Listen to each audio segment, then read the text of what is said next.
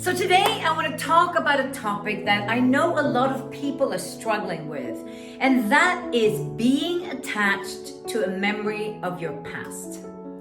Now, here's the thing. If you experience something with a lot of joy or with a lot of pain, your brain kind of takes a snapshot of that moment and then you attach an emotion to it. So you have a picture in your mind and then you've got emotion in your heart and you create this cohesive kind of connection that brings a very strong memory for you. And then when you move forward in your life, if you experience something that comes close to that experience from the past, the same feelings from the past are going to come up in the now. And it doesn't matter how much you've evolved or worked on yourself and this and that. If you have a very strong memory from the past, you will have the same emotions show up again, as if it happened now.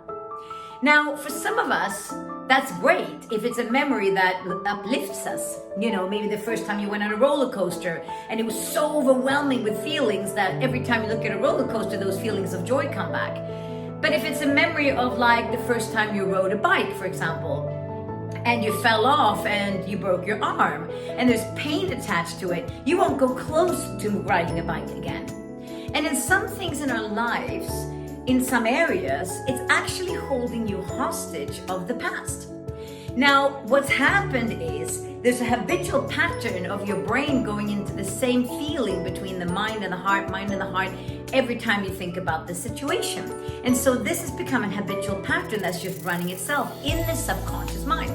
Now, the subconscious mind takes up 90% of your day, and the subconscious mind is nothing else but a record from the past. So everything that you've experienced in your life, every feeling you've ever had, it's all kind of going on and on and on in the background. Then you have the conscious mind, which you only utilize about 10% of your day.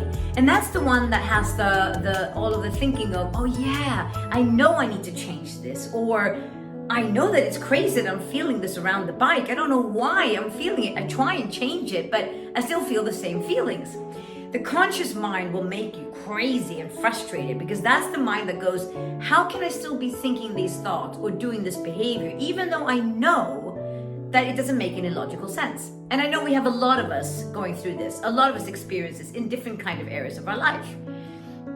For example, a good example is you were in a relationship early in your life and you were burnt and you had a lot of pain. So then your heart and your mind is connected. So relationships to you equals pain. Or you know, you saw your parents do something around money and then your dad had a really bad relationship with money, and then you downloaded information with a lot of pain that money equals something that's painful. But then you try and open your own business when you grow up, and then you keep sabotaging your success, and then you wonder, why am I not making any money in my business?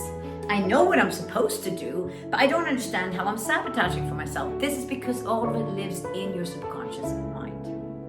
Now today I'm going to give you a tip on how to start the journey towards transforming the relationship with the past so that you can release yourself from the chains now and design the future of your dreams. The first thing you need to do is you need to understand that the past is the past for a reason. The more you are attached to the past and the pain from the past, the more the past is going to play a role in the now and going to play a role in the future.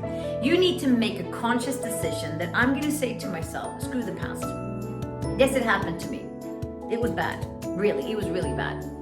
But the emotions that are attached to that scenario, whatever happened to me, is going to toxify my life for the rest of my life. So, first thing you need to do, number one, figure out what's the current story about the thing that happened in the past. So for example, let's take relationship as a good example. What's my current story around relationships that's having me sabotage every single relationship that's coming my way? I'm sabotaging. I'm either getting out or I'm creating pain and drama in it because I have pain from the past. What is my definition of relationship? Then you write it down. Most probably it's a destructive one, otherwise you wouldn't be stuck, right, in the area of relationship.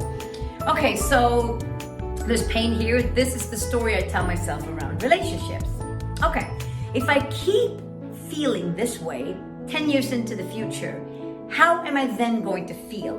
in my life? Well, I'm probably going to be single. I'm going to be alone. I'm not going to have a family. I'm going to be, life's going to be even more destructive and lonely and all this kind of stuff. You got to feel the pain of what it would feel like to continue this story that's attached in a habitual pattern from your past. Okay? Then what are you going to do? Number 2 is go this. Okay, this story doesn't work for me. What story do I want to have attached to that memory? Because here's the thing, you cannot change what happens in your life. The only thing you're responsible of is changing the story of what that means in the now. But people sometimes feel that that's hard to do, because by changing the story, it's almost like we made that thing that happened in the past okay, and it's not, because you're still holding grudges, or you're still holding pain and resentment and regret and whatever, guilt for that. But you got to understand that because you're holding on to all of that, you're destroying the now. So you've got to discipline your mind. And it's not about forgetting it or making it not as important as it was. It was important at the time, but now we've passed forward into the future. And the feelings around it is attached to your past. So you've got to go, what feelings do I want to have looking back at this event? What feelings do I want to have?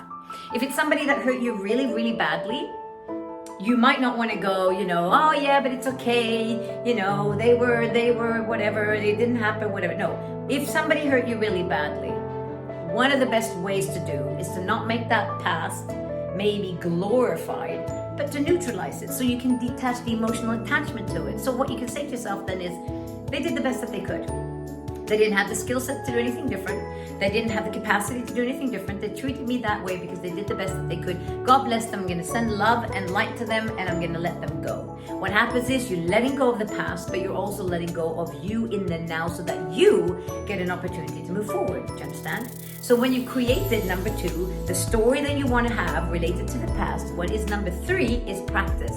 Every woken moment of the day, you need to practice this. As soon as you come up with feelings or thoughts or memories from the past, you go, they did the best that they could. They did the best that they could. Send them God, love and light, whatever, send them whatever, and good vibrational energies so that you can detach and you've changed the story of what it means in the now. Get it? So practice, practice, practice is number 3. And number 4, the story then that you want to have for the future, what is it? How do you want to look at relationships moving forward? So moving forward, you want to be excited about it. You want to feel like you're open for it, or whatever else it is that was attached to the past. If it's money, you want to feel in love with money because you want to make money. So you got to feel in love with it because you want to attract it in a good and healthy way. Because whatever you focus on, you get highlighted in your life, right? So whatever feeling you want to feel around the experience or the thing or whatever, you got to feel that feeling. And then you do the same thing that we did in point number 3 is you practice. So you practice and practice and practice and practice and practice. That's step number 5. You practice, practice, practice what you want to feel. You change the story of the past by changing it in the now and then designing it for how you want it in the future. You practice that like a crazy person. And then when somebody says the word money or the word relationships or riding a bike or whatever, you now have a story that you have designed that's not holding you hostage of your past, but it's actually taking you on a journey to your own designed future.